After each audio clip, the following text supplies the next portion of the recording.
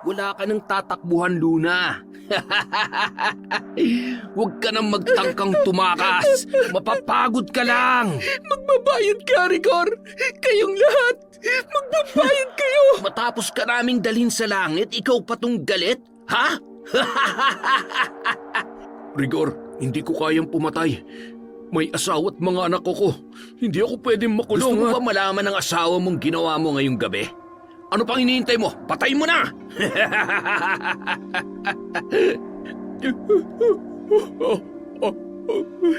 Saksi ang langit at buwan sa lahat ng kahiyupan at pambababoy nila sa buong pagkatao ko. Hindi sila dapat kaawaan. Ipaparanas ko sa kanila ang pasakit na hindi pa nila nararanasan. Maghihirap sila hanggang kamatayan. Sakit na walang kagalingan hanggang sa unti-unti silang mamatay. Matitikman nila ang batas ng isang mambabarang. Taon 2003. Ginhalaran, Negros. Bandang 6:00 ng gabi, pauwi na ang dalagang si Luna mula sa bahay ng mayamang pamilya na kanyang pinagsisilbihan.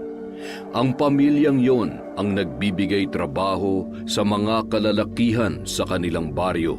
Malawak kasi ang kanilang pataniman ng tubo. Bata pa lamang si Luna ay doon na nagtatrabaho ang kanyang ama na si Hermenio. Nang mamatay ang kanyang ina ay tinanggap ni Veronica si Luna bilang kasambahay. Nais niya kasing matulungan ang kanyang ama sa pagtatrabaho lalo na't nagkakaedad na ito at may pagkakataon pa na nagkakasakit na rin. Bitbit ang isang supot ng bahaw na kanin at tira-tirang ulam ay nagpaalam na siya sa kanyang among si Veronica at nagpasalamat sa pagkain na magsisilbi nilang hapunan ng kanyang tatay Hermenio. Matipid namang ngumiti at tumango ang ginang. Palingon-lingon pa si Luna na parang mayroong hinahanap. Masaya na kasi siya na masilayan ang anak ng kanyang amo na si Rigor bago umuwi sa kanilang bahay. Sinundan ng mga mata ni Veronica si Luna. Hindi may pagkakaila na humahanga siya sa kasipagan at kabaitan ng dalaga. Pagkalabas ng tarangkahan ay masayang pinagmasdan ni Luna ang bahay ng pamilyang kanyang pinagsisilbihan. Ang yaman talaga nila, Ma'am Veronica. Napakaganda at napakalaki ng bahay. May malawak na sakahan at may napakagwapong anak. Ay, siguro kung ganito lang kami kayaman, edi sana buhay pa si nanay ngayon. Kung nakapag-aral lang sana ako, siguro magkakaroon din kami ng magandang buhay katulad nila. Ay, makauwi na nga lang. Sigurado ako hinihintay na ako ni tatay. Nagpatuloy sa paglalakad ang dalaga hanggang sa naramdaman niya na parang may mga nakasunod sa kanya. Bigla namang siyang nakaramdam ng kaba, lalo na't ilang linggo pa lamang ang nakalipas ay may napabalitang hinalay at pinatay sa kanilang lugar. Dinoble niya ang bilis sa paglalakad. Narinig niya ang mabilis na tibok ng kanyang puso at tila ba kinakapos sa paghinga. Ha? Sir Rigor, papatayin niyo naman ho ako sa gulat. Akala ko ay may masamang tao nang sumusunod sa akin. Masyado ka naman nervyosa, Luna. Alam mo, ngayon ko lang napansin na maganda ka naman pala. Salamat po. Kayo pa lang po ang unang nagsabi sa akin yan. Ganun ba? Huwag ka mag-alala, may mga kasama ako na magpapatunay na maganda ka, Luna. Magandang maganda. Teka, ano po bang ibig sabihin nito? Pre, mukhang maganda lang pero mahina ang kokote ah. Sa bagay, katawan lang naman ang habol natin dito eh. Tapos, tapon ulo. Bastos ka! Anong pinaplano niyo, ha? Sabihin na lang natin na nalulungkot kami kaya kailangan namin ng kasama. Kaya Luna, baka naman. Ano ba? Bitawan mo ako! Hindi ako sasama sa inyo! Abat, Edgar, habulin mo! Lintik, napakabagal mo kahit kailan. Pero Rigor, itutuloy ba talaga natin to? Hahabulin mo, papuputukin ko yung bungo mo. Ay, nako boy, sumunod ka na lang kasi. Isa ka pa dyan, habulin nyo, bilis! Tulong! Tulungan niyo ako! Tay! Wala ka ng takas ngayon. Sumunod ka na lang sa gusto namin kung ayaw mo masaktan. Mga hayop kayo! Saan niyo ako dadalhin?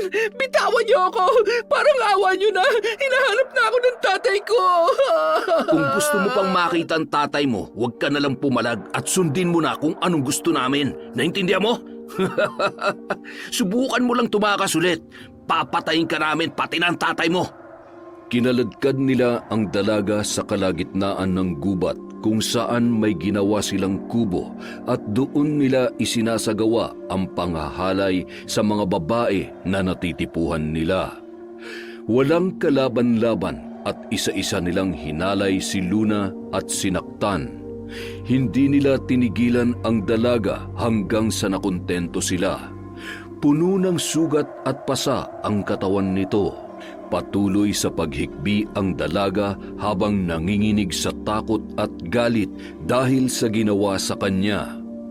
Pinabayaan siyang nakahandusay sa damuhan sa tagiliran ng kubo habang naninigarilyo ang tatlong lalaki na noon ay namamahinga dahil sa matinding pagod. Pinilit niyang ipunin ang kanyang natitirang lakas para takasan ng mga yon at iligtas ang kanyang sarili. Wala ka ng tatakbuhan, Luna. Huwag ka na magtangkang tumakas.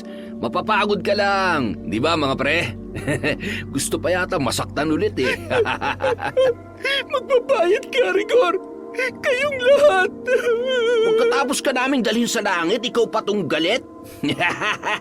Paano mo kami pagbabayarin, ha? Isusumbong ba kami sa tatay mong ugod-ugod na? Kung unahin na kaya natin tirahin yung tatay nito, ano sa tingin nyo? Hayop ka! Huwag mo sasaktan ang tatay ko! Papatayin ko kayo! Papatayin ko kayo! Talaga? Paano naman, mahal kong Luna? Ha? Papatayin sa sarap? Ha?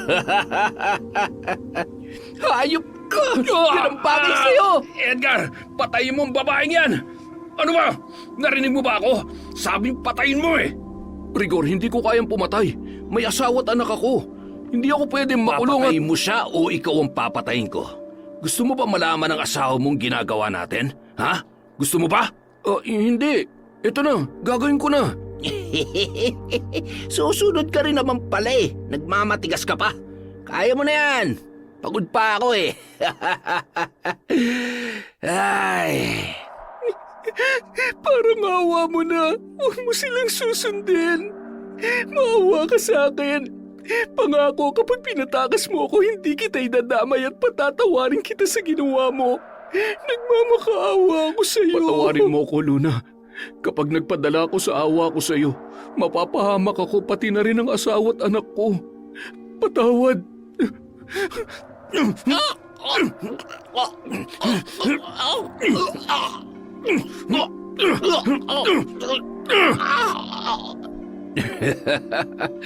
Mahusay! Tara na, pagtulungan nyo na yan at itapon sa ilog. Hinila ni Dante at Edgar ang dalaga sa magkabilang braso nito. Nang makarating sa pangpang na bahagi kung saan ang baba noon ay ang malalim na ilog na may rumaragasang tubig at meron ding malalaking bato sa gilid, doon nila pinagtulungang itapon ang katawan ng dalaga. Samantala, 8:00 na ng gabi, halos mangawit na ang leeg ni Mang Hermenyo sa paghihintay sa kanyang anak na si Luna. Diyos ko, amang mahabagin. Anong oras na? Ngayon lamang siya ginabi ng uwi. Ano na kaya nangyari sa anak ko? Kailangan ko na siyang hanapin. Wala naman sanang nangyaring masama sa kanya. Ay Diyos ko, huwag niyo po sanang pababayaan at sana'y makauwi siya ng ligtas dito sa bahay. at agad na tumungo si Mang Hermenyo sa mansyon. Nadatnan niya pa sa labas ng bahay ang tatlong magkakaibigan na sina Dante, Edgar at Rigor na may kung anong pinag-uusapan at tumigil ang mga yun nang malapit na siya. "Oy, Mang Hermenyo, kayo po pala. Susunduin niyo po ba si Luna?" Oo. Narito pa ba siya? Kanina ko pa kasi siya hinihintay. 8:00 na wala pa rin siya sa bahay. Ganun po ba? Teka lang po at tatanungin ko si Mamang. Nako, Mang Hermenyo, baka naman po nakipagtanan ng dalaga nyo.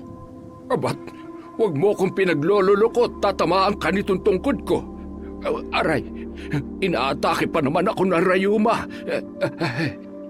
Biro lang ho yun. Mukha ho kasing masyado kayo nag-aalala kay Luna eh. Mamang, si Luna po. Nakauwi na po ba siya? Abay, kanina pa siyang 6:00 umalis. Bakit? Hinahanap po kasi siya ni Mang Hermenyo. Hindi pa raw nakakauwi hanggang ngayon. Ay, ganun ba?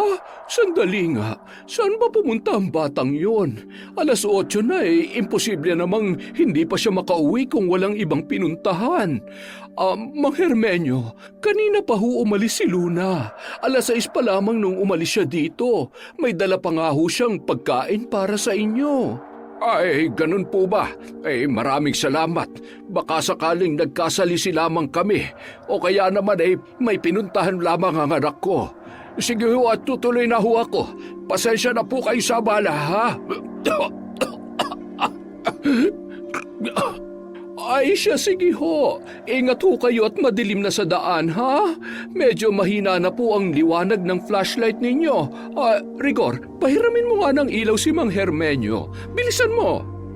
Agad namang sumunod ang binata sa utos ng kanyang inang si Veronica. Pagkatapos kunin ng flashlight ay iniabot niya iyon kay Mang Hermenyo at malugod namang nagpasalamat ang matanda. "Hoy, hindi maaaring malaman ng matanda ang nangyari kay Luna. Kung hindi, siguradong malilintikan tayong tatlo." Wala nang Luna magsusumbong at siguradong ilang araw lang pagpipiesta ng bangkay niya ng mga talangka sa ilog. "Hindi ba kayo nakukonsensya sa ginawa natin? Kawawa naman yung matanda. Siguradong alalang-alala siya kay Luna." Seryoso ka ba sa tono mong yan? Sa ating tatlo, ikaw ang kriminal. Kaya ako may dapat mamakonsensya. Ikaw yon, Edgar. Gago ka! Hindi ko gagalawin si Luna at papatayin kung hindi niyo ako pinilit. Umuwi na nga kayong dalawa. Kapag hindi ako nakapagpigil, pareho kayong makakatikim sa akin eh. Dito niyo pa talaga napiling magbangayan? Ipapahamak niyo pa ako kay Mamang? Ay, Ito kasi, upakan ko to eh. napakamot ulo na lamang sabay tumalikod sina Dante at Edgar. Mula naman sa bintana sa pangalawang palapag ng mansyon, pinagmamasdan ni Veronica ang kanyang anak na si Rigor. Napansin niya na tila hindi mapakali at palakad-lakad ang binata. Alam niya na may bumabagabag sa isipan ng kanyang anak nung mga oras na yon. Maya-maya, biglang gumuhit ang sunod-sunod na kidlat sa kalangitan, kasunod ang naghuhuramentadong kulog, hudyat ng nagbabadyang sama ng panahon at tiyak na malakas na ulan. Isinara niya ang bintana matapos makitang papasok na rin ang binata sa loob ng kanilang bahay. Bago matulog, sinilip niya si Rigor sa kwarto para kumustahin ito. Ngunit laking gulat niya na wala doon ang kanyang anak. Napalingon siya sa salaming bintana at napabuntong hininga, lalo na't bumuhos na nga ng tuluyan ang malakas na ulan at patuloy pa rin ang pagtama ng malalakas na kidlat sa kalupaan. Samantala, nung mga oras na yon, hindi pa rin tumitigil si Mang Hermenyo sa paghahanap sa kanyang pinakamamahal na anak na si Luna. Naglakas loob siyang suungin ang masukal na gubat. Nagbabaka sakaling matagpuan niya ang dalaga. Hindi niya rin mawari kung bakit tila ba may kung anong puwersang humahatak sa kanyang mga paa papunta roon. Nakita niya ang isang kubo, kaya naman kahit ramdam niya na ang pagod ay pilit niyang binilisan ang paglalakad. Hindi. Kay Luna ang tsinelas na ito. Sana ko ito. Luna! Luna!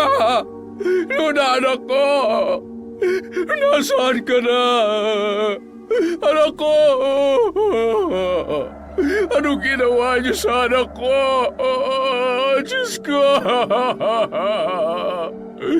Luna!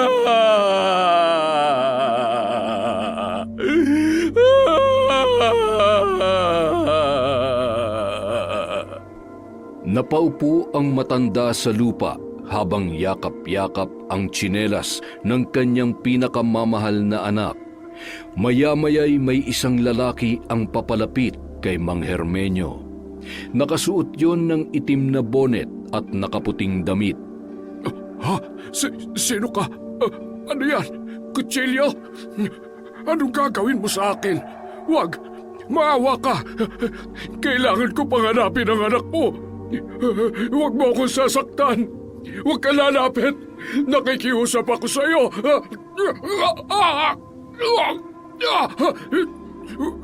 Walang hiya ka! Wala kang puso!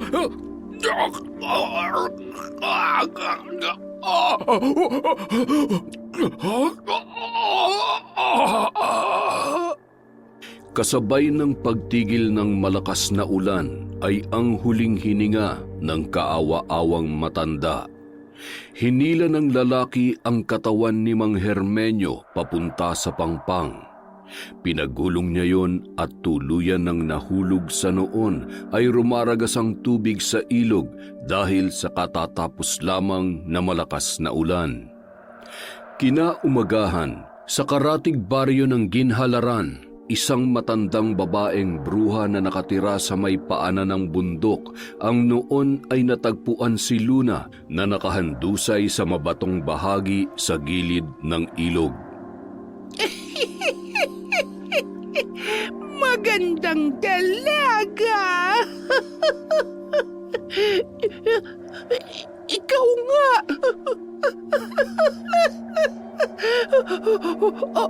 Anak ko! Bumalik ka! Anong nangyari sa'yo? Sinong gumawa nito sa'yo? Sino?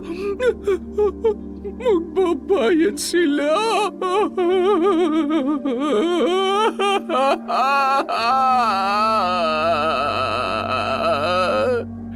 Kinatatakutan ang matandang bruha na kilala bilang mambabarang, kaya walang sino man ang nangangahas na pumunta sa liblib na lugar na yun.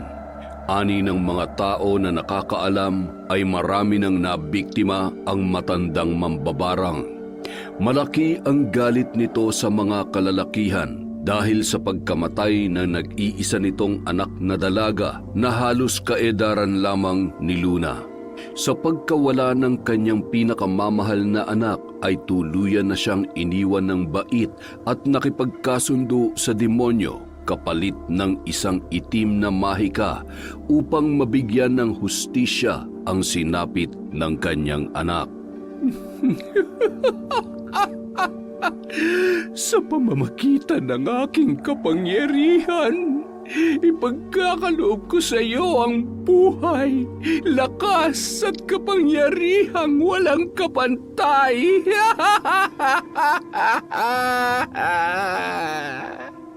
Samantala, si Luna naman. Tatay? Tay? Tulong!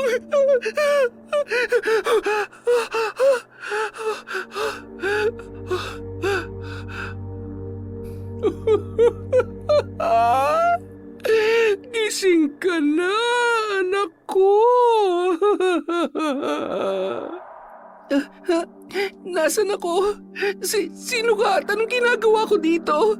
Si tatay, kailangan ko nang umuwi. Hinahanap na ako ng tatay ko. Kailangan kong puntahan si tatay. Baka saktan siya ng mga hayop sila. Pinaboy nilang pagkatao ko. Hindi ko sila mapapatawad.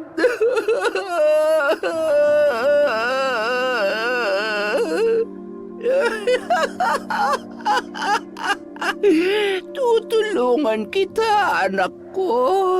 Huwag ka nang umiyak dahil mula sa araw na ito, ikaw ay magiging makapangyarihan at wala nang maaaring mang-abuso pa sa'yo. Wala na, anak ko. Wala na.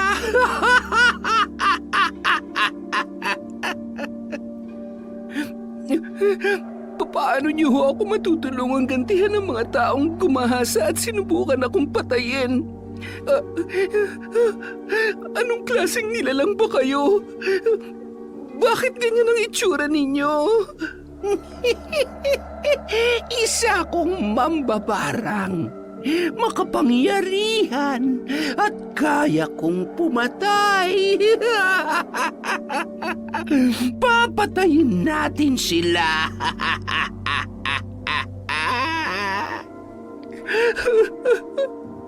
Saksi ang langit at buwan sa lahat ng kahiyupan at pambababoy nila sa buong pagkatao ko. Hindi sila dapat kaawaan. Ipaparanas ko sa kanila ang pasakit na hindi pa nila nararanasan. Maghihirap sila hanggang kamatayan. Sakit na walang kagalingan hanggang sa unti-unti silang mamatay. Matitikman nila ang batas ng isang mambabarang.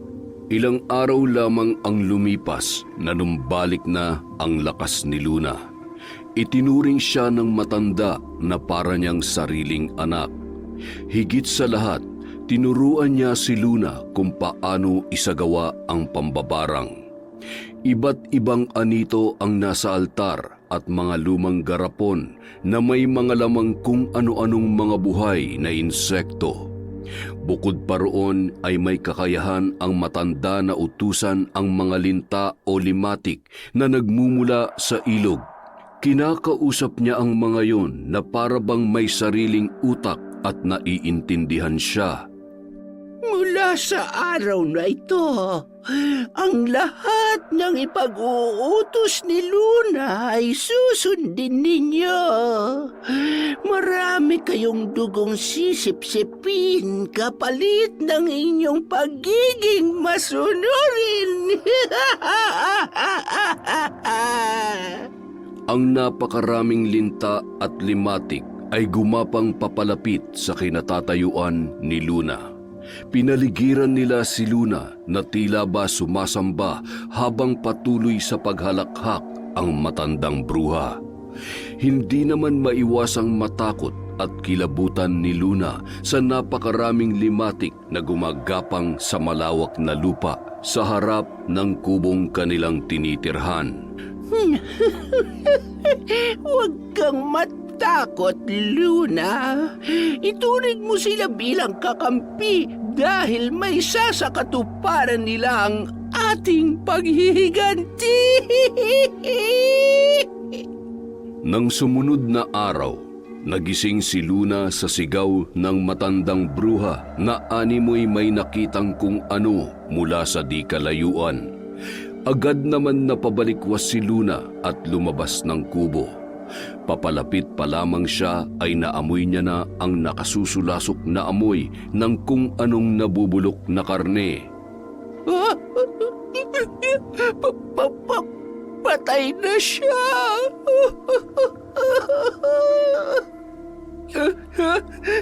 Tatay! Hindi! Tatay! Tatay ko!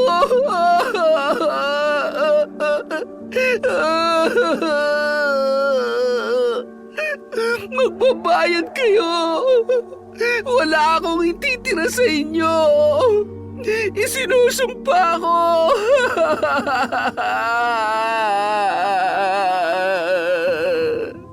Nung mga oras na yon, biglang nanlisik ang mga mata ni Luna. Tuluyan na nga nabalot ng galit at paghihiganti ang kanyang puso. Yun ang mas nakapagpalakas ng kanyang kapangyarihan at patuloy na mag-uugnay sa kanya at sa itim na mahika. Ilang buwan ang nakalipas, tuluyan na rin na nakalimot ang mga tao sa pagkawala ni Luna at ng kanyang ama na si Mang Hermenio. Walang nakakaalam sa nangyari maliban sa mga taong may kagagawan. Isang gabi, nagising si Edgar dahil sa hindi magkumayaw na pag-iyak ng kanyang anak. Ay, pambihira naman. Ano ba naman at iyak ka ng iyak? Kakapalit ko lang ng lampin mo ah. Nagugutom ka na ba? Hay, akin na nga. Ako na magpapatahan dyan. Bumalik ka na sa higaan. Edgar, ang anak natin, lumuluha siya ng dugo. Ha? Ano? Diyos ko, ano nangyayari sa anak ko? Lumuwa ang mata ng sanggol, sabay tumilamsik ang napakaraming dugo. Ang bibig nito ay nagbulwak ng mabahong putik na kulay itim. Kasunod noon ay ang unti-unting paglaki ng tiyan ng bata. Natataranta ang mag-asawa lalo na nang tumigil na sa pag-iyak ang kanilang anak. Sinubukan nilang lumabas ngunit bigla namang bumuhos ang malakas na ulan na may kasabay pang napakalakas na hangin. Hindi na sila nagpumilit pang umalis dahil sa sunod-sunod na pagtama ng kidlat sa harapan ng kanilang bahay. Nangingitim na ang kanilang anak at nakakatakot na ang itsura nito. Inilapag nilang muli ang bata sa higaan habang humahagulgol ang mag-asawa.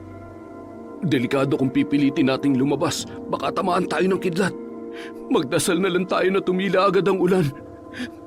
Teka, ano mga yan? Saan ang galing ang napakaraming lintang yan? Hindi ko alam. Ano ba nangyayari? Edgar, yung bata. Kunin mo ang anak natin. Mag-iingat ka. Umalis ka na, mahal. Iwanan mo na ako dito. Iligtas mo ang sarili mo. Hindi. Magkakasama tayong aalis ng buhay sa bahay na ito. Magsaboy ka ng asin. Bilisan mo. Ayan. Edgar, bakit? Hindi. Bakit hindi na humihinga ang anak natin? Diyos ko, kung sinisingil niyo ako sa lahat ng mga kasalanang nagawa ko, bakit kailangan madamay pang anak ko?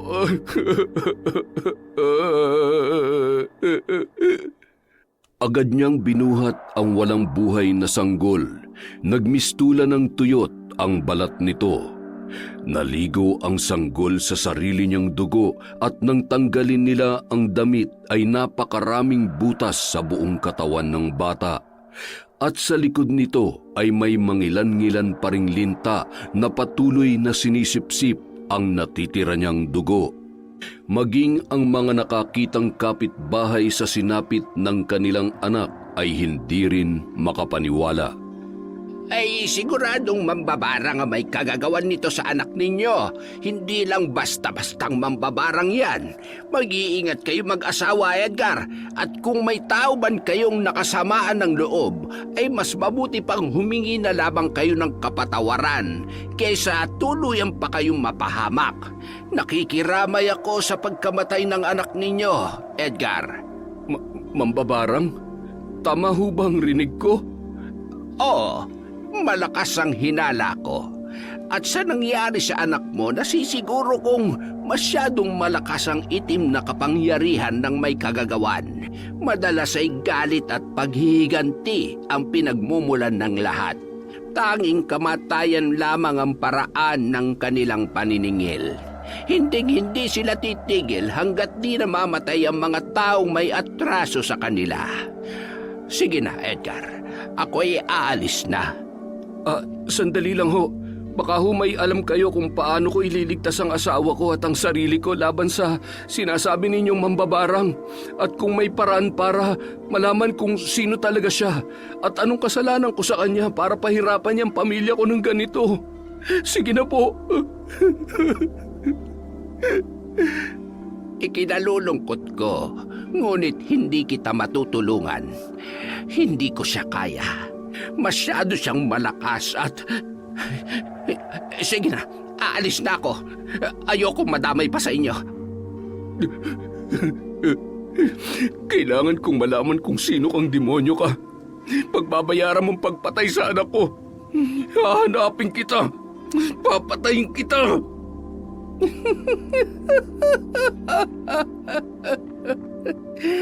Nagsisimula pa lamang ako, Edgar. Nagsisimula pa lang. Huwag kang mag-alala. Magkikita rin tayong dalawa. Magmamakaawa ka rin sa'kin hanggang sa huli mong hininga. Wala kang karapatang maging masaya. Naging usap-usapan sa buong baryo ang tungkol sa pambabarang sa anak ni Edgar. Sa gitna ng kanilang pagdadalamhati ay may mga tao pa ring hindi naniniwala sa kwento ng mag-asawa. Kasama na roon sina Dante at Rigor. Hindi kaya buhay pa si Luna? Nagpapatawa ka ba? Paanong buhay pa? Pinatay mo na nga siya, di ba? Hindi lang yun, tinapon pa natin sa ilog. Teka, ano ba't biglang sumagi yan sa kokote mo? Hanggang ngayon ba inuusig ka pa rin ng konsensya mo? Pero hindi imposible. Pakiramdam ko may kinalaman yung ginawa natin kay Luna sa nangyari sa anak ko. Sabi nung matanda na nakausap ko, matinding galit daw at mambabarang daw ang may kakayahang gumawa ng ganun. Naniniwala ako dahil saan naman manggagaling ang napakaraming lintang yun? Yung pagluha niya ng dugo at pagluwa ng mga mata niya. Demonyo lang ang may kayang gumawa nun. Huwag kang ampraning. Baka naman gumagawa ka lang ng kwento o di kaya naman ay masyado ka na nagpapatalo dyan sa guni-guni mo. Ano bang tinira mo, ha? Hindi ako gumagawa ng kwento. Kung ayaw niyong maniwala, nagsasayang lang pala ako ng oras dito. Huwag lang sanang umabot sa punto na kayo na mismo makakita at makaranas ng mga sinasabi ko. Ba't gagong yun? Nilayasan tayo? Siyempre, pikon eh. Sa tingin mo, bro, nasaan na kaya si Tanda? Bigla na lang nawala eh. Hindi kaya mangkukulam ngayon at iisa-isahin niya tayo dahil sa ginawa natin kay Luna? Mas sira ka pala eh. Alam mo, kalokohan lang ang lahat na sinasabi nyo. Hindi mangyayari yan. Siguradong sigurado ako. Mangkukulam man siya o hindi, wala na siyang magagawa. At yung ginawa natin kay Luna, walang sino man makakaalam nun. Itatak mo yan dyan sa kukote mong hilaw. Nagtatagis ang bagang habang inaalala ni Edgar ang gabing pinilit siyang isama ni Dante at Rigor para isagawa ang plano kay Luna. Dahil sa may malaking halaga siyang utang kay Rigor ay hindi niya magawang tumanggi at alam niya kung paano magalit ang binata. Hindi man siya itinuturing bilang tunay na kaibigan, nananatili siyang sunod-sunuran dahil natatakot siya sa mga pagbabanta ni Rigor. Pakagat na ang dilim nang makarating siya sa kanilang tahanan. Ilang hakbang na lamang yon papasok sa kanilang pintuan. Nagmamadali na siyang lumakad. Nagpalingon-lingon siya nang biglang bumigat ang bawat hakbang ng kanyang mga paa na tila ba may kung anong kumukontrol sa mga ito. Sinabayan pa yon ng malamig na ihip ng hangin na nagdulot ng pangingilabot sa buo niyang katawan. Nagulat siya nang marinig niya ang mga bulong sa kanyang tainga. Mga salitang hindi niya maintindihan, mabilis at nakakapangilabot ang mga yon. Paulit-ulit kaya naman napahawak siya sa kanyang ulo na parabang mababaliw na. Tama na! Ang kirot ng ulo ko! Sumisigaw at unti-unting napaluhod sa lupa habang nagtataka at pinagtitinginan siya ng kanyang mga kapitbahay. Nagulat siya nang may malamig na kamay na humawak sa kanyang braso na wari tutulungan siyang makatayo. Pagtingala niya ay kitang-kita niya ang isang pamilyar na muka. Nakangisi, namumula ang mga mata, buhaghag ang buhok at nakakasulasok ang amoy nito. Luna, buhay ka? Anong ginawa mo sa anak ko, ha? Ikaw bang... Edgar, ako to si Mila, ang asawa mo. Ano bang pinagsasasabi mo dyan? Ano ba nangyayari sa'yo? At saka, bakit mo ako tinatawag na Luna? Sino si Luna? Nang babae ka ba? Edgar naman, kamamatay lang ng anak natin tapos... Teka mahal, sandali lang. Ano ka ba naman? Hindi ako nang bababae. Makinig ka sa akin. Magpapaliwanag ako. Hindi ko na alam kung anong gagawin ko. Natatakot ako. Takot na takot ako sa mga nangyayari at ayaw kong madamay ka pa. Katulad na nangyari sa anak natin. Ano ba talaga ang totoo? Hindi ko na rin alam kung ano nangyayari. Sabihin mo sa akin ang totoo, Edgar. Anong kinalaman mo sa pagkamatay ng anak natin? Sinong nambarang sa anak natin? Sino? Yung Luna ba na itinawag mo sa akin kanina? Siya ba? Oo, dahil siya lang ang may malaking galit na posible may gawa ng lahat ng ito. Napakalaki ng kasalanan ko sa kanya. Pinatay ko siya. Pinatay ko siya. Ano? Pinatay mo? Pumatay ka ng tao? Mamamatay tao ka? Huwag ka lalapit sa akin. Mahal Diyan ko, ka lang. hindi ko sinasadya. Kinailangan ko lang gawin yon dahil... Dahil ano? Dahil gusto mong protektahan ang mga kaibigan mo? Ang sarili mo? Mamamatay tao ka. Wala kang awa. Wala akong ititira sa inyo. Luna, tama na. Patawarin mo na ako. Nakikiusap ako sa iyo. Tatanggapin ko lahat ng kaparusahan na nararapat para sa akin. Huwag mo lang idamay ang asawa ko. Pinatay mo ng anak ko. Hindi ka pa ba nakukontento? Bakit ako makikinig sa'yo? Nagmakaawa rin ako sa'yo noon, hindi ba? Pero anong ginawa mo? Pinatay mo ako. Pinatay mo pa rin ako. Walang kapatawaran ang ginawa mo at kulang pambuhay ng mga mahal mo sa buhay para pagbayarin ka sa lahat ng kasalanan mo sa akin. Biglang nawalan ng malay ang asawa ni Edgar habang ang kahindik-hindik na halakhak ng dalaga ay patuloy pa rin na naririnig ng lalaki na noon ay humahagulhol dahil sa labis na pagsisisi at takot. Ilang sandali lamang ay nakita niya ang biglang pag-itim ng labi ng kanyang asawa, gayon din ang mga kuko nito. Mahal, gumising ka. Ano nangyayari sa iyo? Binuhat niya ang kanyang asawa papunta sa kanilang higaan. Maya-maya, minulat ng babae ang kanyang mga mata. Kakaiba rin ang kulay ng mga yun. Nakatitig lamang yun kay Edgar na tila wala sa sarili. Hindi man nagsasalita ay kapansin-pansin na tila ba ito ay nanghihina. Kumuha siya ng pagkain at sinubukang subuan ang kanyang asawa. Pilit niyang ibinubuka ang bibig nito, ngunit bigla siyang napaatras at naitapon ang kanyang hawak nang lumabas sa bunganga nito ang sandamakmak na linta. Walang katapusang pagbuga ng mga gumagapang at tumatalon na linta at limatik at nagkalat na ang mga yun sa buong kabahayan. Patakbo at ilang beses pang nadapa bago nakalabas ng bahay at humingi ng saklolo sa mga kapitbahay nila. Agad naman nagsilapitan ang mga naroon at nakiusisa. Pagpasok nila sa bahay nila Edgar ay wala naman silang nakita ni isang linta. Kaya naman napakamot ulo na lamang ang mga ito at pinagtawanan na lamang si Edgar. Sigurado nag-aadik yan si Edgar. Nasobrahan na kaya yan, wala na sa katinuan. Tara na nga, magsiuwi na tayo. Nagsasayang lang tayo ng oras sa mga walang kakwenta-kwentang tao. Kung totoo man na binabarang sila, malamang sa malamang meron silang inagrabyado. Ay, tama ka dyan. Hindi naman sila paglalaruan kung wala silang ginawang kasalanan. Ay, nako. Nasunog na yata yung niluluto ko. Hindi na lamang nakaimik si Edgar sa samot-saring paratang at masasakit na salita na kanyang narinig.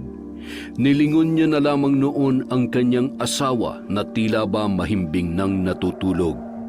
Maya-maya, narinig niya na tila ba kumukulo ang tiyan ng kanyang asawa. Nang bumaling ang mga mata niya sa bandang tiyan nito, unti-unti yung lumalaki hanggang sa banat na ang balat ng babae. Bakit hindi? Luna, alam kong nakikinig ka. Parang awa mo na. Tapusin mo na to. Pakiusap, ako na lang. Tama ng pagpapahirap mo sa asawa ko. Samantala, sa kubo ng matandang mambabarang, Tingnan mo, Nanang, kung paano siya magmakaawa ngayon. Huwag kang mag-alala, Edgar. Ngayon din ay tatapusin ko na ang paghihirap ng asawa mo. Dahil papatayin ko na siya katulad ng ginawa ko sa anak mo. Sa pamamagitan ng aming mga alagad at lakas ng kapangyarihang itim, saksi ang buwan, ngayon din ay tapusin na ang buhay ng asawa ng aking kaaway. Biyakin ang tiyan ng babaeng yan at sipsipin ang lahat ng dugong nananalaytay sa kanyang katawan. Pahirapan siya! Pahirapan siya! Sige, sipsipin niyo pa!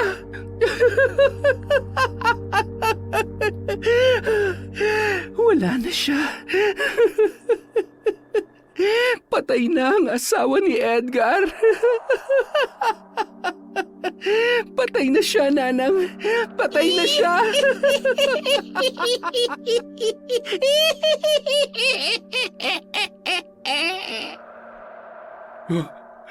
Mila?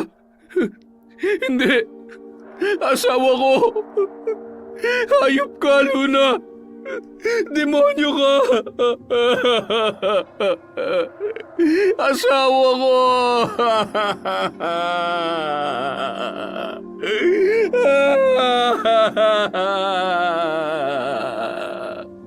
Sa karumal-dumal na pagkamatay ng asawa ni Edgar, halos karamihan ay naniniwala na rin na isang malakas na mambabarang nga ang nasa likod ng lahat ng nangyari. Hindi pa natapos ang pagpapahirap ni Luna sa lalaki, kaya naman ang bawat gabi at ang bawat pagpikit ng mga mata ni Edgar ay naging isa ng malaking bangungot para sa kanya. Dahil hindi na makatulog ay tila ba tuluyan na siyang nawala sa kanyang katinuan. Psst! Hoy! Dante! Psst! Nandiyan na siya. Isusunod ka na niya. Ha? Edgar? Ano ba nangyayari sa'yo? Bakit ba ganyan ang itsura mo? Napakabaho mo naman. Ano ba sinasabi mong nandyan na? Sino ba yun? Si Luna. Buhay siya. Papatayin niya tayo. Papatayin niya tayo lahat. Ikaw nang isusunod niya. Magtago ka na, dali. Bilisan mo. Gago? Tigilan mo nga ako. Kahit wala ka na sa katinuan dyan, papatulan kita, makakita mo. Umuwi ka na at maligo ka. Ayusin mo rin yung bibig mo at baka pati sikreto natin may kanta mo pa. Malilintigan ka talaga kay Rigor. Ayan na siya! Nasa likod mo! Galit siya! Papatayin ka niya! Nabaliw na nga talaga. Makaligo na nga para masarap ang tulog ko mamaya. Ay! Habang naliligo si Dante, may narinig siyang mga yapak. Maya-maya, biglang may kumatok ng 3 beses sa pinto. Nakaramdam siya ng kakaibang kaba, lalo na't wala namang ibang nakatira sa bahay na yun, kundi siya lamang. Teka, sino yan ha? Rigor? Edgar? Ikaw ba yan? Nang walang sumagot ay unti-unti niyang binuksan ang pinto at sumilip, ngunit wala naman siyang nakita kahit na anino. Muli niyang isinara ang pinto at nagpatuloy sa pagsasabon ng kanyang buong katawan, lalong-lalo na sa kanyang muka. Halos mapalundag siya nang biglang nagpatay-sindi ang ilaw at may nagtatangkang magbukas ng pinto. Ano ba? Kanina ka pa. Hindi ako nakikipaglokohan sa'yo ha. Patapusin mo lang muna ako sa paliligot, makakatingin ka talaga sa akin. Malamang sa malamang bumalik ang siraulong Edgar na to ha. Teka. Teka. Bakit ang gaspang ng mukha ko? Bakit napakaraming kulugo ng mukha ko? Hindi ito maaari! Kasabay ng kanyang pagsigaw ay nabasag bigla ang salamin. Napasandal siya sa pader at napalunuklaway sa nakitang imahe na nasa kanyang harapan. Basa ang mahabang buhok, nakatungo at unti-unti nitong inaangat ang kanyang ulo. Luna? Paano? Kumusta? Namiss mo ba ako? Gusto mo bang ipaalala ko sa iyo ang gabing pinagsawaan mo ang bawat parte ng katawan ko? Ngayon, ikaw naman ang paglalaruan ko. Ano gagawin mo sa akin? Luna, maawa ka. Pinagsisisihan ko na lahat yun. Sinungaling! Sinungaling ka! Mananagot ka hanggang sa huling hininga. Pandidirihan ka at katatakutan ng mga taong makakakita sa'yo. Magdurusa ka!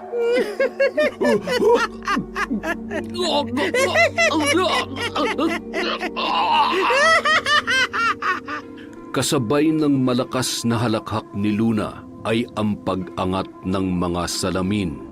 Tumusok yon at ang pira-piraso ng mga bubog sa iba't ibang parte ng katawan ni Dante. Nang magkamalay ay nagkalat na ang dugo sa sahig at hindi siya makatayo dahil sa dulas ng sabon at dugo na nagmula sa kanyang katawan. Nanginginig ang kanyang kamay na pinulot ang kapiraso ng pribadong parte ng kanyang pagkalalaki at sumigaw. Mula sa maliit na butas ng inidoro ay naglabasan ang sandamakmak na linta na tila ba sabik na sabik sa dugo. Unti-unting gumapang yun papalapit sa kanya. Sa kabila ng labis na kirot ng kanyang mga sugat at patuloy na pagdurugo ay pinilit niyang gumapang at lumabas ng banyo. Tulong! Tulungan niyo ako! Hindi pwede to! Ang alaga ko! Luna! Anong ginawa mo? Napakasama mo! Sakto naman ang pagdating ni Rigor at nadatnan ang duguan niyang kaibigan na nagpupumalahaw. Oh, ano nangyari dito? Bakit ba nakahubad ka at nagkalat ang dugo? Ano yung hawak mo, ha? Bakit naputol yung ano mo? Anak ng teteng naman, oh. Tulungan mo ako, Rigor. Ilayo mo ako dito. Tulungan mo ako. Ay, hindi kita kayang buhatin. Isa pa, bagong linis yung sasakyan ko eh. Ano ba nangyari dyan sa mukha mo? Punong-puno ng... Ay, kadiri ka. Kulugo ba yan? Makaalis na nga, baka mahawa pa ako sa'yo. Ganto na lang, para naman hindi mo masabing masama akong kaibigan. Mag-uutos na lang ako ng pwedeng tumulong sa'yo, ha? Hindi ako pwedeng malit sa lakad ko eh. May bagong magandang dalaga sa sentro. Napaka-sexy at sigurado ako, katawan pa lang, panalong-panalo na. Paano ba yan? Hindi mo na matitikman dahil naputol na yung ano mo. Huwag ka mag-alala, Rigor. Sulitin mo na yan. Dahil bukas pangalawa, ikaw naman ang isusunod ni Luna. Tandaan mo yan. Ulul, ang patay, hindi na nabubuhay, Dante. Rigor, sandali. Hindi mo ba talaga ako tutulungan? Ay! Bahala ka sa buhay mo. Walang silbi. Samantala, tingnan mo nga naman ang karma. Kawawang Dante.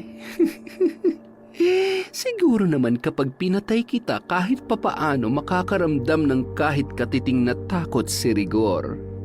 Kapag pinatay ko si Dante, walang ibang mapagbibintangan kundi si Rigor. Hindi ba't mas maganda kung mararanasan niyang himasin ang mga rehas kung saan doon nababagay ang mga kriminal na katulad niya? Kaya lang mas matutuwa ako kung ako mismo magpaparusa sa iyo. Sa inyong lahat.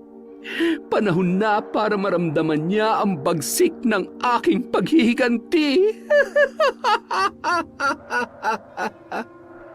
Ilang sandali lamang ay pinagpiestahan na ng mga limatik ang katawan ni Dante. May mga sumuot ding linta sa bawat butas ng katawan ng binata.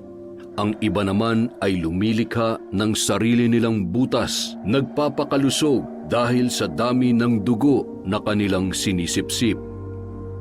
Nang dumating ang dalawang lalaki na inutusan ni Rigor ay laking gulat at kumaripas sa takbo nang makita nila ang nakakatakot na itsura ng binata na nakahandusay sa sahig. Punong-puno pa rin ng linta at limatik ang buong kabahayan. Si Dante naman, mistulang butot balat na lamang. Ang munting piraso naman ng maselang bahagi ng kanyang katawan ay nilalantakan na ng mga puti at malalaking uod. Rinig na rinig din nila ang tunog ng mga bangaw na tila ba nagdidiwang sa ibabaw ng bangkay nito. Napakaripas sa takbo ang dalawang lalaki sa kanilang nasaksihan noong mga oras na yon. Pinuntahan nila si Rigor na abala sa bagong babae na kanyang nakilala. Rigor, si Dante, malay na siya. Ano? Ayusin mo nga. Hindi ko maintindihan niya sinasabi mo eh. Ang sabi ko, si Dante, malay niya, yung kaibigan ko. Anak ng teteng, wag mo nga akong pinaglololo ko. Ayusin mo yung pagsasalita mo. Tatamaan ka talaga sa akin eh. Nabahala naman si Rigor sa kanyang natuklasan. Kaya kahit pa labag sa kanyang kalooban, iniwan niya ang kanyang kasamang babae ng gabing yun at nagmadaling pinuntahan ang kanyang kaibigan na si Dante. Dante? Dante! Bakit wala na? Dito namin iniwan yun eh. Maraming nuhong at halinta. Mani mga uod at nangaw. Imposible mawala limas na basta. Buhay man o patay, gusto ko mahanap niyo ang kaibigan ko sa lalo madaling panahon. Huwag kayong babalik na hindi siya nakikita dahil baka kayong mapatay ko. Agad namang umalis ang dalawang lalaki habang palakad-lakad sa labas ng bahay si Rigor. Hindi siya mapakali at nung mga oras na yun ay napapaisip siya sa mga nangyayari. Maya-maya, biglang may kumalabit sa kanya at paglingon niya ay nagulat siya sa mas lumalala pang kalagayan ni Edgar. May malaki itong bukol sa leeg at mga pigsa sa muka. Umaalingasaw rin ang masangsang na amoy nito at halatang tuluyan ng naapektuhan ang kanyang pag-iisip. Umuwi ka na. Ikaw na ang isusunod ni Luna. Magtago ka. Bilisan mo. Ay, alam mo ba kung nasan si Dante? Nakita mo ba siya? Kinuha siya ni Luna. Papatayin niya siya.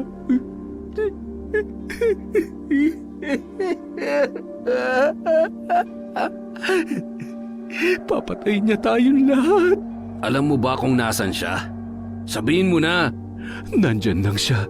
Nakita ko siya. Nakita ko siya. Edgar! Sandali! Mabilis na kumaripas si Edgar ng takbo papalayo. Ramdam ni Rigor ang takot na nararamdaman nito. Alam niyang wala sa katinuan si Edgar, ngunit hindi niya maiwasang isipin na lahat ng mga nangyayari sa mga kaibigan niya ay may kinalaman sa paghihiganti ni Luna kung sakaling buhay pa nga ang dalaga. Lumipas ang ilang araw, hindi pa rin nila nahahanap si Dante.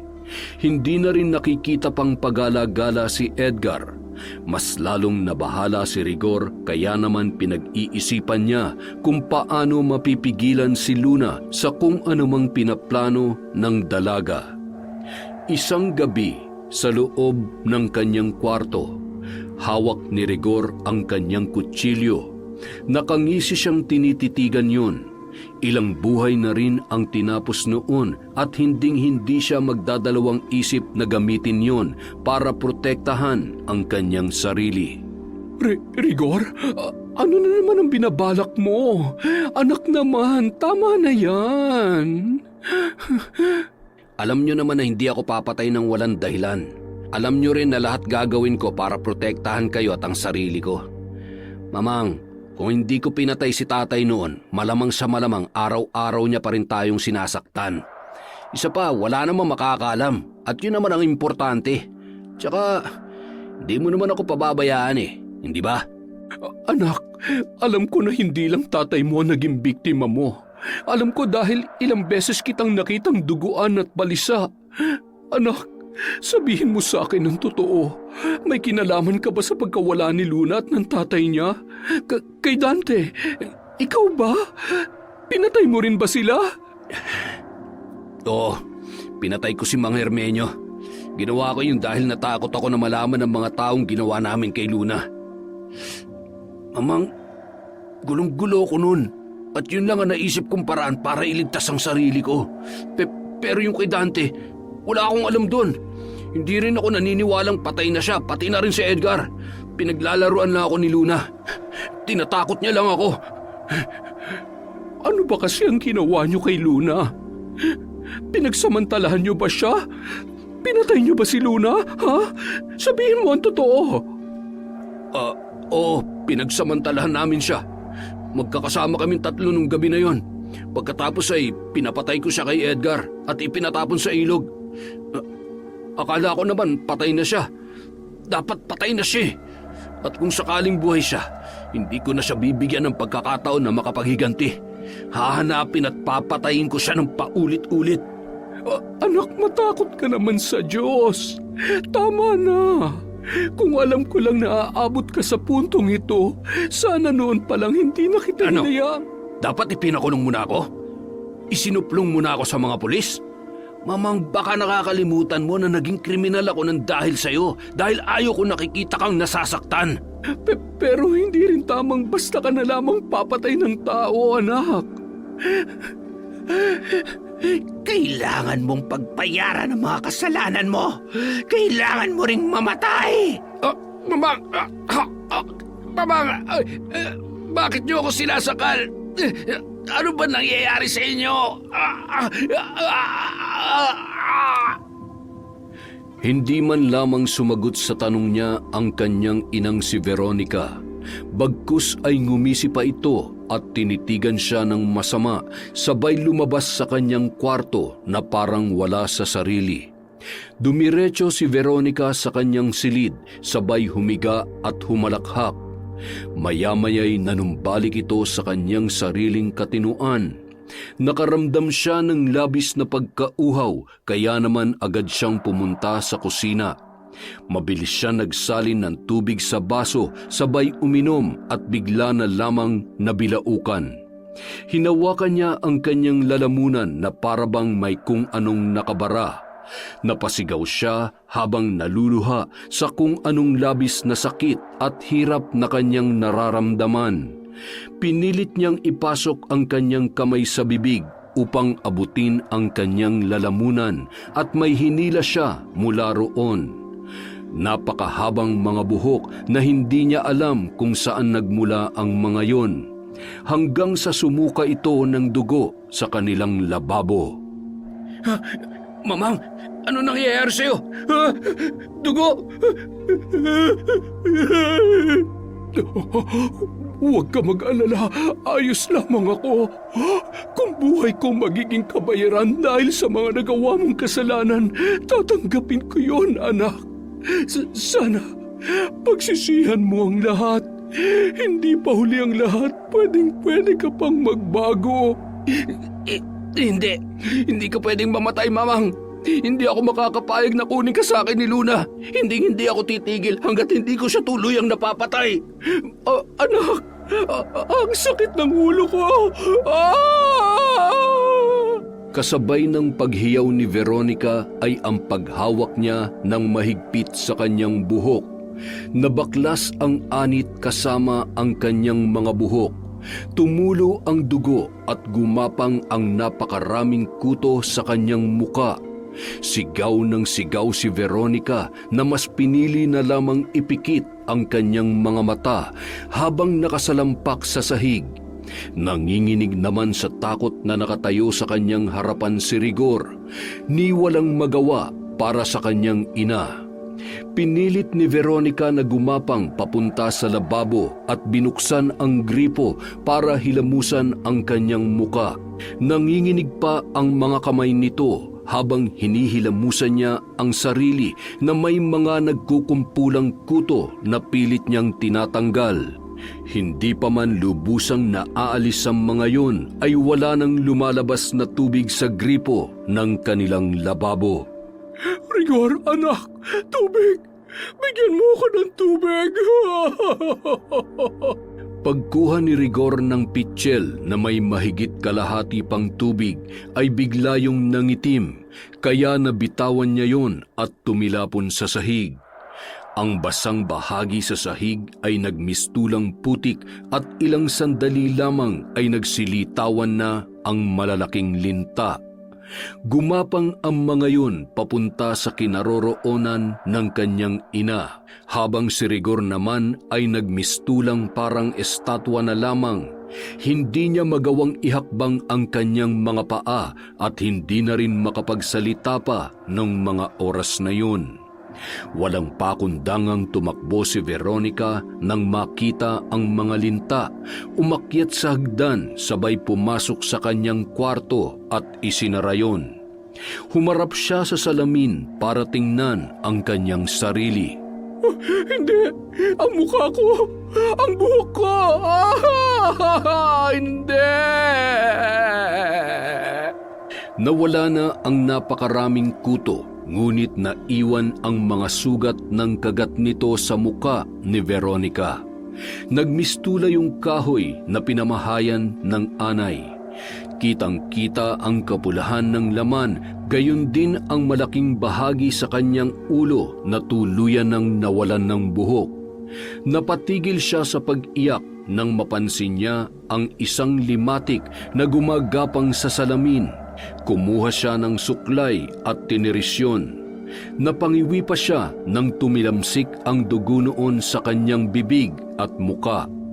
Ilang sandali lamang ay biglang nagsibagsakan mula sa kisame ang katakot-takot na limatik at linta na hindi niya alam kung saan talaga nanggagaling.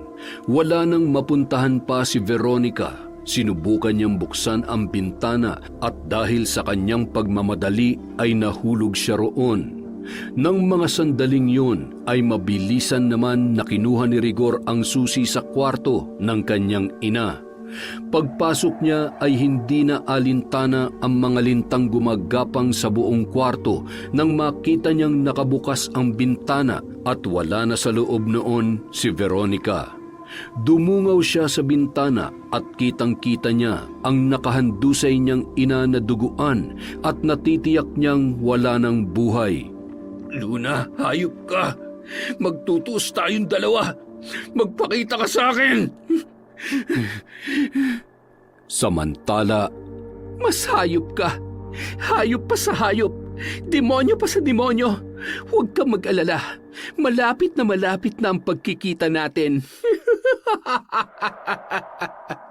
agad na tumakbo palabas si Rigor, ngunit bigo siyang matagpuan ang bangkay ng kanyang ina. Mamang! Mamang! Luna! Ibalik mo sa akin si Mamang! Huwag mo siyang idamay dito! Hayop ka! Ngayon alam mo na ang pakiramdam ng mawalan. Wala pa yan sa kalingkingan ng sakit na nararamdaman ko, Rigor. Pinapangako ko, ako mismo maghahanap sa'yo, Mamang. At ikaw, Luna, kung akala mo natatakot ako sa'yo, nagkakamali ka! Nagkakamali ka! Nagmamadaling pumasok si Rigor sa kanyang silid at kinuha ang kanyang baril sa aparador. Habang pinagmamasdan niya ang hawak niyang baril ay napangisi pa siya. Isa na lamang ang nasa isipan niya noong mga oras na yun. Mahanap kung saan nagtatago si Luna at tapusin na ang dalaga. Humarap pa siya sa salamin ng tukador habang pinagmamasdan ang kanyang sarili. Papatayin din kita katulad ng pagpatay ko sa tatay mo. Bigla na lamang nanikip ang kanyang dibdib kaya nailapag niya ang baril sa tukador at pinakikiramdaman ang kirot na kanyang nararamdaman. Kirot na tila ba tinutusok ng karayom hanggang sa unti-unti siyang nahihirapang huminga. Nang muli siyang tumingin sa salamin ay nakita niya ang duguang muka ni Luna. Magulo ang buhok, basang-basa at gutay-gutay ang damit. Hindi mo ako madadaan sa pananakot mo, Luna. Kung talagang gusto mong gumanti sa akin, huwag sa ganitong paraan. Magpakita ka sa akin. Harapin mo ko. Wala kang awa. Mamamatay tao ka. Ilang sandali lamang paglingon niya ulit ay nakita niya si Mang Hermenyo, duguan at hawak nito ang nakatarak na kutsilyo sa kanyang tagiliran. Anong ginagawa mo dito? Di ba patay ka na? Pinatay na kita. Huwag kang lalapit sa akin kung hindi, babarilin kita. Humakbang siya paatras, sabay kukunin na sana ang kanyang baril, ngunit wala na yon sa kanyang pinaglagyan. Hanggang sa naramdaman niyang umaangat ang kanyang sariling kamay papunta sa kanyang leeg. Hindi niya yun magawang pigilan hanggang sa sinasakal niya na ang kanyang sarili. Pilit niyang nilalabanan ang puwersang yun hanggang sa nagpagulong-gulong na siya sa sarili niyang higaan. Halos lumabas na ang kanyang dila sa lakas ng kanyang pagkakasakal. Nawalan si Rigor ng malay. Madaling araw na nang siya ay magising at hindi niya maimulat ang kanyang mga mata. Kumikirot yun, kaya naman kinapa niya. Isang malaki ngunit malambot na bukol ang kanyang nakapa na tila ba may likidong laman. Umupo siya at inalala ang nangyari kung paano siya nakatulog sa kanyang kama at kung bakit napakagulo ng kanyang higaan. Nanumbalik ang mga pangyayari na makita niya ang baril sa tukador. Agad siyang tumayo kahit bahagyang nanghihina ang kanyang mga tuhod. Tiningnan niya sa salamin ang kanyang sarili at nang makita ang kanyang muka, siya ay napasigaw. Kitang-kita niya ang malalaking bukol sa kanyang mata na punong-puno ng nana. Nanginginig ang kanyang kamay sa galit at akma niya na sanang hahawakan yon nang bigla yung pumutok at kumalat sa buo niyang muka, sabay dumaloy papasok ang nana sa kanyang bibig. Nang malasahan niya yun, ay napatakbo siya sa banyo at sumuka. Inuubos mo talaga ang pasensya ko, Luna. Papalabas na sana siya ng banyo nang maramdaman niyang naiihi siya. Pagtingin niya sa gawing ibaba ng kanyang salawal ay may napansin siyang kakaiba. Hindi pwede to. Hayop ka talagang babae ka. Nagkaroon siya ng luslos, kaya naman lalong nadagdagan ang kanyang dahilan para hanapin at tapusin si Luna. Nang mga oras na yun ay masayang-masaya naman ang dalaga. Sigurado akong sa mga sandaling ito, gigil na siyang hanapin ako. Hindi na ako makapaghintay pa, Nanang. Gustong-gusto kong makita ang pagmumukha niya habang pinapatay ko sa harap niya ang sarili niyang ina. At higit sa lahat, Ang pahirapan ko siya ng paulit-ulit hanggang sa siya'y mamatay. May sasakatuparan mong lahat ng yan, Luna. May sasagawa mo lahat ayon sa iyong mga plano.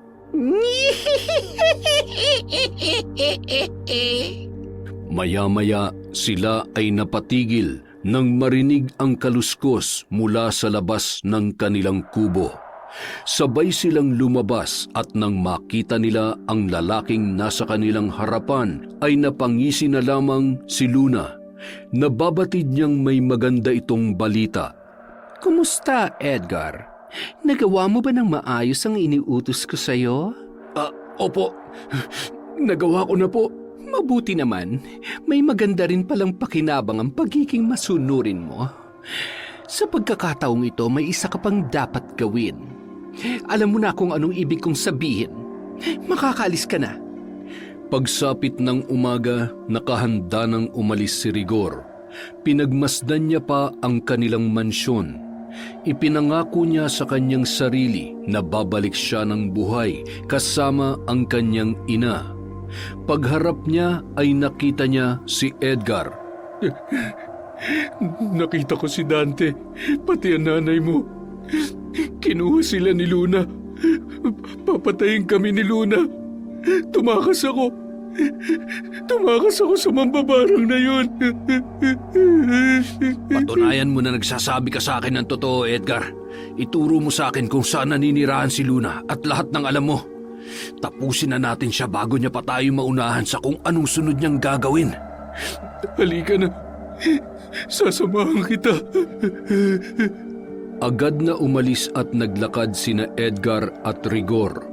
Buong-buo ang loob niya para masagot ang mga tanong niya tungkol kay Luna at sa lahat ng mga nangyari sa kanyang ina at kaibigan. Dumaan sila sa may hirap na bahagi sa tagiliran ng ilog. Mabato, matarik at napakalayo. Dahil sa layo ay hindi niya maiwasang makaramdam ng pagod. Hindi niya naman maipaliwanag kung bakit tila may kakaiba kay Edgar na kasama niya nung mga oras na yon. Napakabilis ng paglakad nito na tila ba hindi man lamang nakakaramdam ng kahit nakatiting na pagod ang lalaki. Siguraduhin mo lang na hindi mo sinasayang ang oras ko, Edgar, ha? Dahil kapag nagkataon, pasasabugin ko yung bungo mo gamit ang baril na to. Huwag ka mag-alala, malapit na tayo. Magkikita na ulit kayo ni Luna. Matapos ang mahigit 5 oras na paglalakbay mula sa kanilang kinatatayuan ay natatanaw na nila ang kubo kung saan nakatira ang matandang bruha at si Luna. Ikinasana ni Rigor ang kanyang baril at hinihintay ang paglabas ng dalaga. Siguradong nandyan si Mamang. Tatapusin na kita, Luna. Si Luna nga. At sino yung matandang mukhang bruha na yan? Siyang tumutulong kay Luna. At maliban sa matandang yan, may isa pa siyang kasabwat. Ha? Ano? Sino? Huwag mong sabihing buhay pa si Mang Hermenyo dahil sigurado ako patay na yun bago ko siya tinapon sa ilog. Hindi ako kasing tanga mo. Kung inayos mo lang sana ang trabaho mo, di sana patay na si Luna at sana buhay pang asawa at anak mo.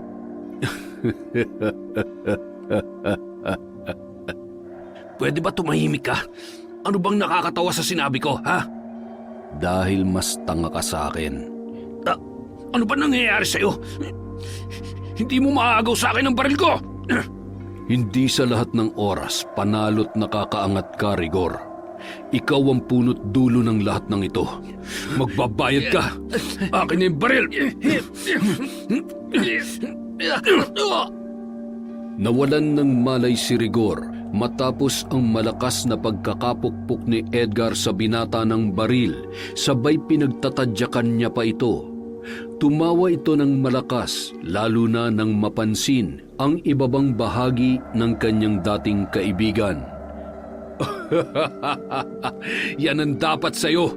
Bagay na bagay sa'yo sa dami ng babaeng nabiktima mo. Pinasan ni Edgar si Rigor papunta sa isang pamilyar na lugar kung saan doon isinagawa ang panghahalay kay Luna. Itinali niya ng napakahigpit ang binata. Pagkatapos ay nakangisi siyang tumalikod at pumunta kay Luna. Luna, nagawa ko na ang lahat. Siguro naman ay napatawad mo na ako. Uto-uto, bakit naman kita patatawarin, ha? Hindi ko ibinalik sa ayos yung pag-iisip mo para makapagsimulang muli at magbagong buhay. Hindi na mabubura ang katotohanan na ikaw pa rin ang pumatay sa akin nung gabing yon. Ano pa bang kailangan kong gawin para mapatawad mo ko? Wala. Walang katumbas na kahit anong ginawa niyong kahayupan sa akin.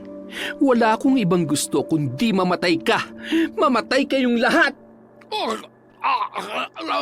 Luna, tama na! Wala ka ng silbi sa akin kaya papatayin na kita. Tatapusin ko na lang ang paghihirap mo para matapos na rin ang pangungulila mo sa asawa at anak mo.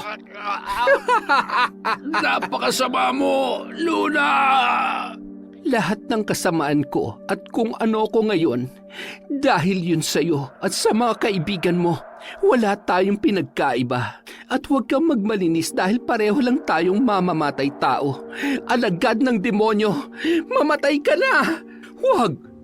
Magagamit mo pa siya. Pakinabangan mo siya. Hindi ba't masaya kung kumpleto sila at sabay-sabay mo silang ipapaanod sa ilog at pagpipiestahan ng ating mga alaga? Iyon ang nararapat sa lalaking yan.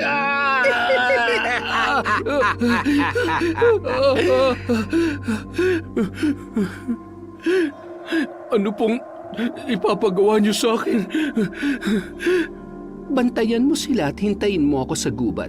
Siguruhin mong hindi ka matatakasan ni Rigor, ha? Opo, masusunod po. Kita mo naman, anak. Wala na siyang magagawa kundi ang sundin ka hanggang sa kanyang katapusan. Mamaya, mangyayari na ang pagkakataon na matagal ko nang hinihintay. Ang muli naming pagkikita at ipapaalala ko sa kanila lahat ng kababuyang ginawa nila sa akin. Pahihirapan ko sila triple sa hirap na pinaramdam nila sa akin. At si Rigor, magbabayad siya sa pagpatay niya kay tatay. Magbabayad siya. Pagsapit ng gabi, nagising si Rigor sa biglaang pagbagsak ng ulan. Sinabayan pa yon ng malakas na kulog at kidlat at pabugso-bugsong hangin. Napakadilim sa buong lugar kaya hindi niya gaanong maaninag ang buong paligid. Hindi niya maigalaw ang kanyang katawan sa tibay ng pagkakatali sa kanya. Hayop ka, Edgar. Kapag nakawala ako dito, magtago ka na kahit san sulok pa ng mundo. Sisiguruhin kong papatayin kita. Isa kang traidor. Nanginginig na si Rigor dahil sa sobrang lamig. Basang-basa na at ramdam niya ang gutom. Tumila na ang ulan at unti-unti na ring nasasanay ang kanyang mga mata sa dilim.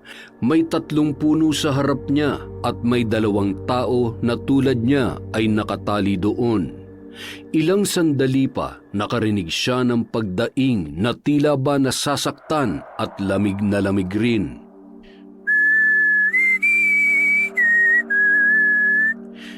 Hoy, Aling Veronica, kaya pa ba?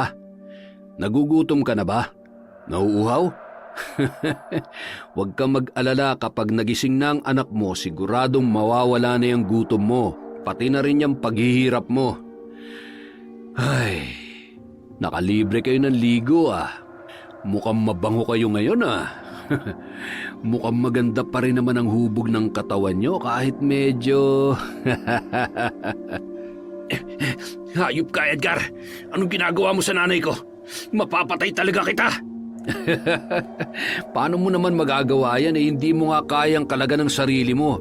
Kung ako sa'yo, mananahimik na lang ako. Huwag kang mag-alala, hindi ko naman pwedeng tuluyan tong nanay mo. Ipaparanas ko lang din sa kanya yung ginawa mo kay Luna. Napaluha na lamang si Veronica habang pinagsasamantalahan ni Edgar.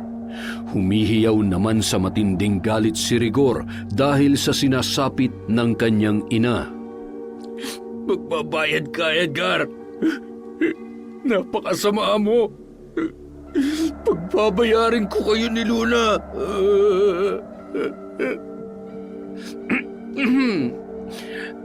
Edgar, ano ba naman kasing ginawa mo sa kulubot na nanay nitong si Rigor? At mukhang nanggagalaiti sa galit. Pambihira ka naman, oo. Ay, Hayop ka, Luna. Pakawalan mo ako dito. Papatay na talaga kita. Pagbabayaran mong lahat ng ito. at bakit ako magbabayad sa'yo? Sa ating dalawa, ikaw ang may kasalanan sa akin. Wala kang karapatang maningil dahil walang kabayaran ang ginawa mo sa akin. Kahit buhay mo, kulang pa dahil sa ginawa mo sa akin at sa pagpatay mo kay tatay. Hindi ko pinagsisisihan na pinatay ko ang tatay mo. Ah, ganon ha? Hayop ka talaga. Pwes hindi ko rin pagsisisihan ang ginawa ko sa nanay mo at sa gagawin ko pa sa kanya. Ako may atraso sa'yo. Akong parusahan mo. Huwag mo itamay ang nanay ko. At bakit hindi? Bakit ako?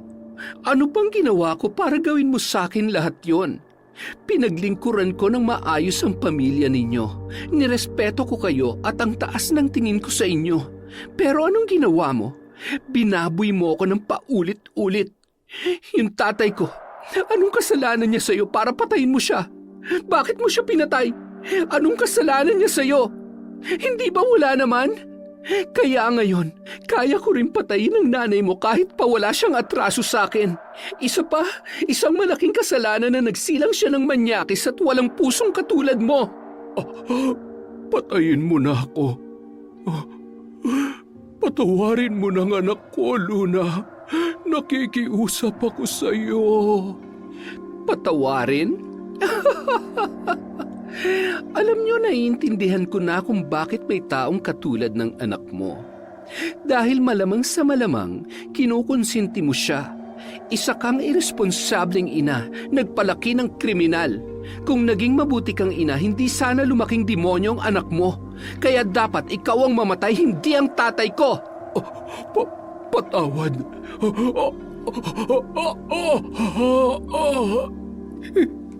Mamang! Mamang! Mamang ko!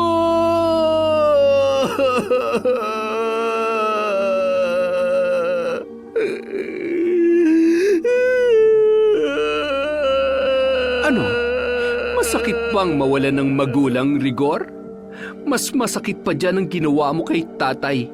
Pinatay mo ang kaisa-isang taong meron ako. Ano pa bang gusto mo? Hindi pa ba sapat lahat ng pagpapahirap mo sa amin? Mula sa pambabarang at ngayon sa pagpatay mo kay Mamang. Wala ka ng pinagkaiba sa akin. Mamamatay tao ka rin.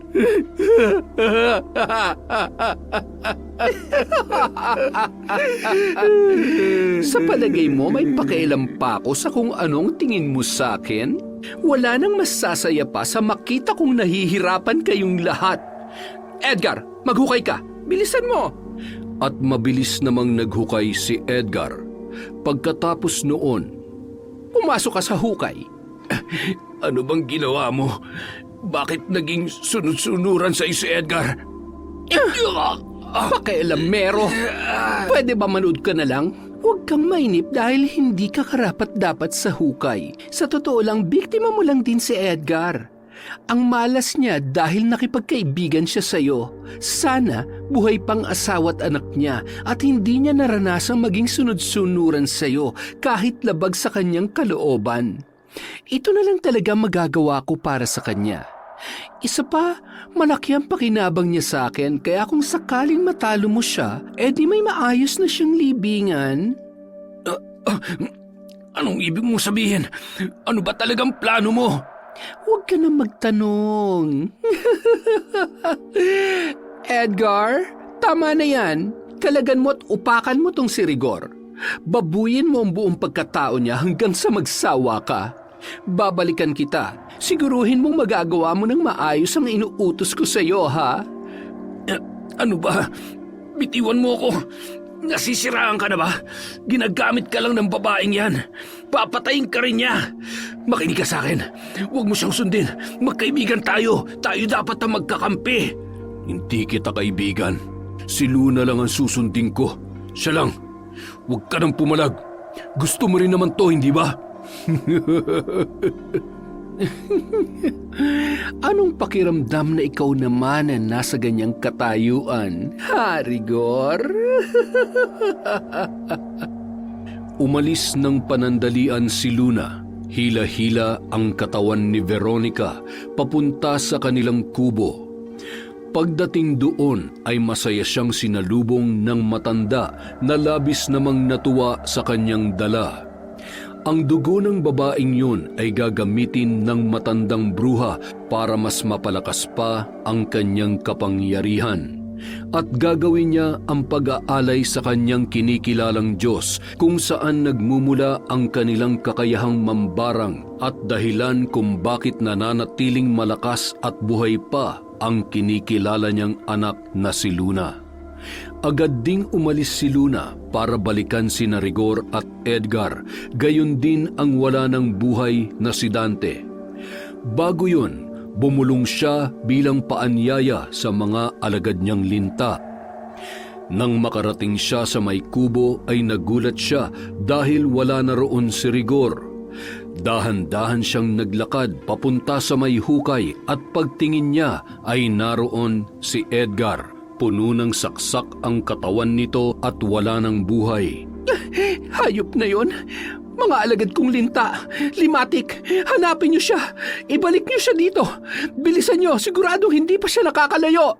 Hirap man sa paglalakad, dala ng sakit ng kanyang buong katawan dahil sa pakikipagtagisan ng lakas kay Edgar bago niya yon tuluyang napatay, ay pinilit niyang bilisan ang bawat hakbang para takasan si Luna at ang posibleng kamatayan na nag-aabang sa kanya.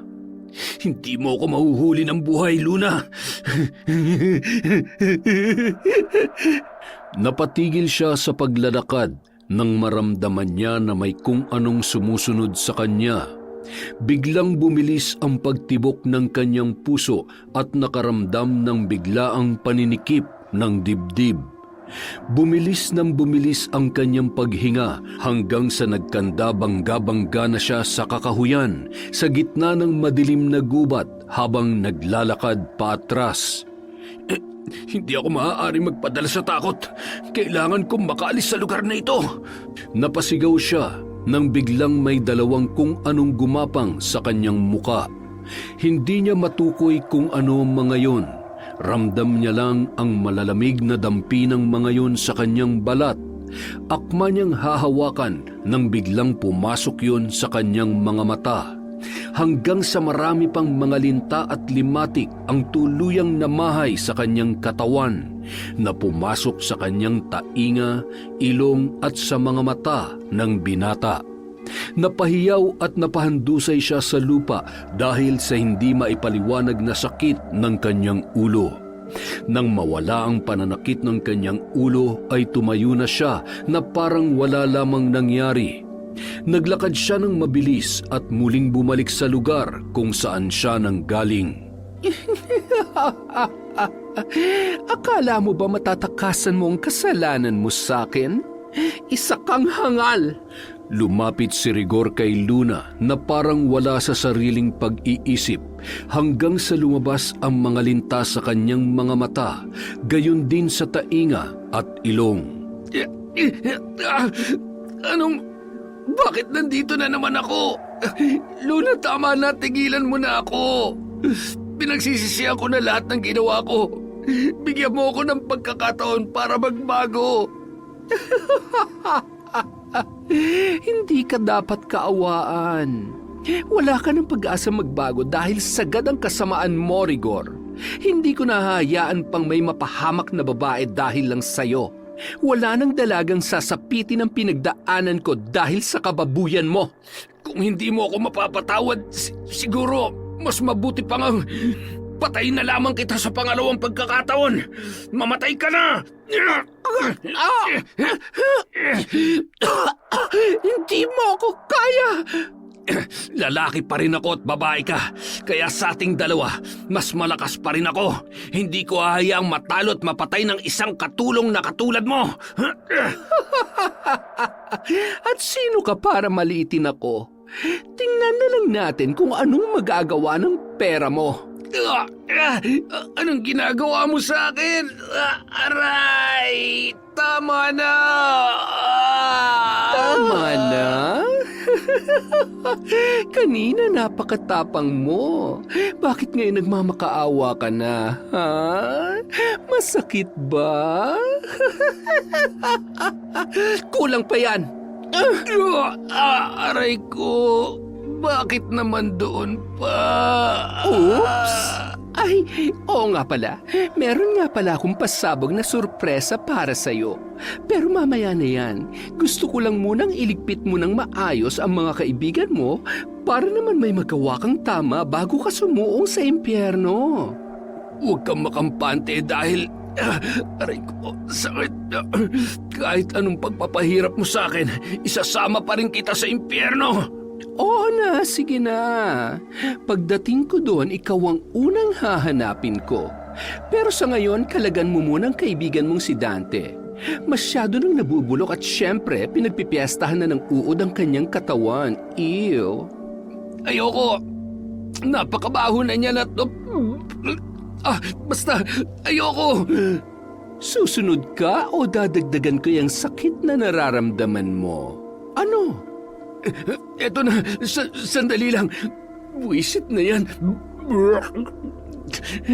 Napakabaho ko, diri. Bilisan mo na, tumigil ka na sa kakareklamo. Huwag mong ubusin ang pasensya ko. Mas umaalingaso pang ugali mo kesa dyan sa nabubulok na katawan ng kaibigan mo.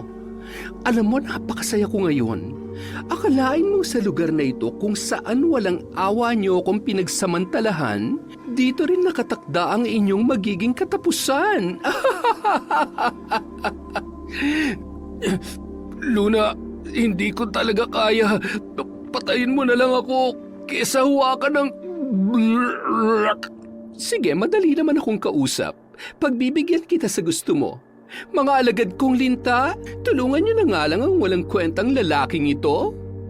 Lumitaw at muling nagkumpulan ang mga yon at gumapang papunta sa puno kung saan nakatali si Dante.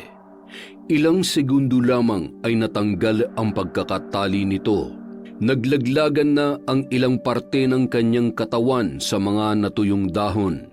Napatakip ng bibig si Rigor at napalunok ng laway nang humakbang ang mga paa ni Dante malapit sa kinatatayuan niya. Paanong... Tulungan mo ko, Rigor. Tulungan mo ko. Huwag ka lalapit sa akin! Hinabol siya ni Dante na halos gumapang na sa lupa dahil sa sobrang takot. Kahit saan siya magpunta ay hindi siya tinatantanan ng bangkay na noon ay minamanipula ni Luna. Napakalakas ng mga halakhak ng dalaga habang nakikita si Rigor na takot at nahihirapang tumakbo sa bigat ng kanyang dinadala na kagagawan ni Luna. Dante, mauna ka na sa lugar kung saan niyo ako tinapon. Huwag ka mag-alala, susunod na sa iyo si Rigor. Ayaw ko naman maging malungkot ka kaya sisiguruhin ko magkakasama din kayo kaagad. Agad namang humakbang papunta sa may bangin si Dante at hindi nagdalawang isip na tumalon sa ilog. Magpakabusog kayo mga mahal kong linta at bumalik kayo agad dahil hindi pa tayo tapos.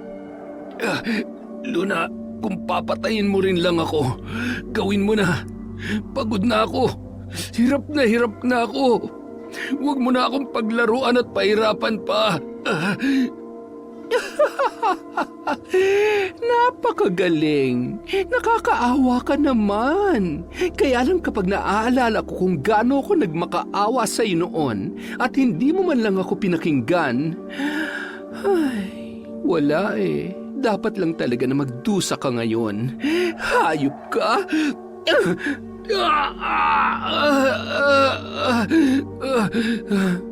Oops, pasensya na. Tinamahan ba yung... Ang laki niyan, ha?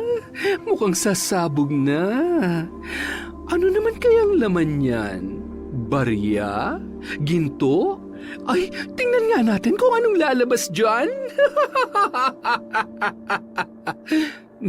Wala kang kasing sama. Oo na.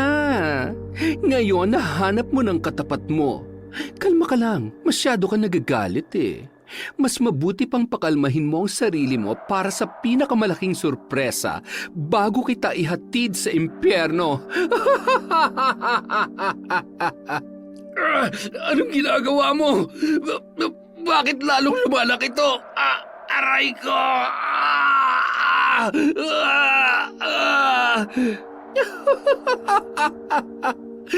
Palagi kasi ang kinakati para mabigyang hustisya lahat ng babaeng ginahasa at pinatay mo. Panahon na para sa aking huling pasabog. Huwag!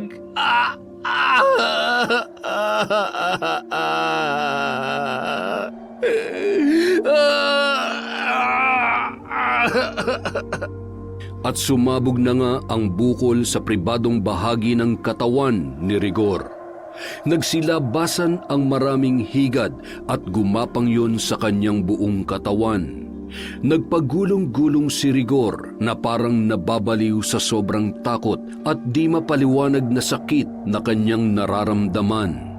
Bigla naman naglaho ang mga yon. Nilapitan siya ni Luna. Halos hindi niya na kayang tumayo at nangangatog na ang buo niyang katawan sa sobrang takot. Hinila siya ng dalaga at iniangat sa lupa hawak ang kanyang leeg.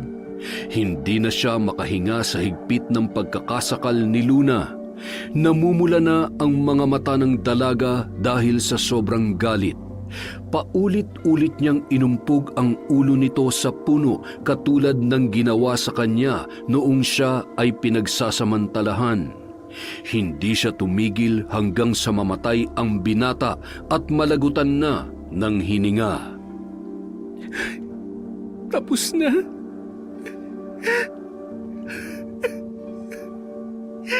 Tatay, naipaghiganti na rin kita sa wakas. Kailangan mo ring maranasan kung anong ginawa mo sa tatay ko. Kaya itong dapat sa'yo.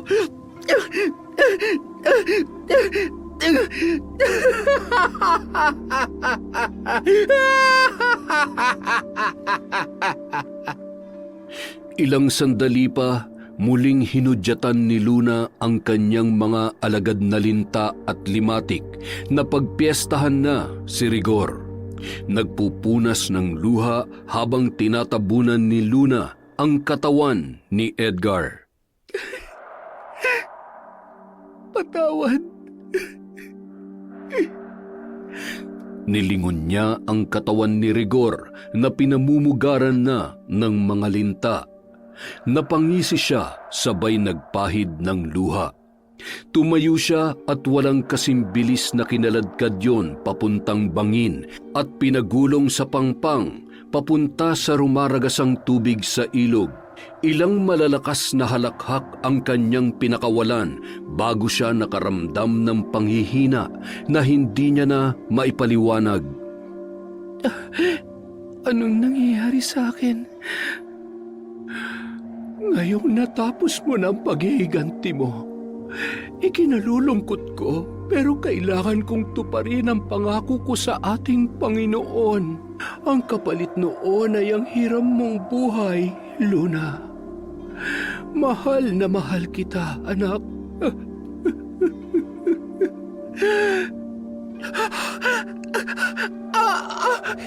Hindi!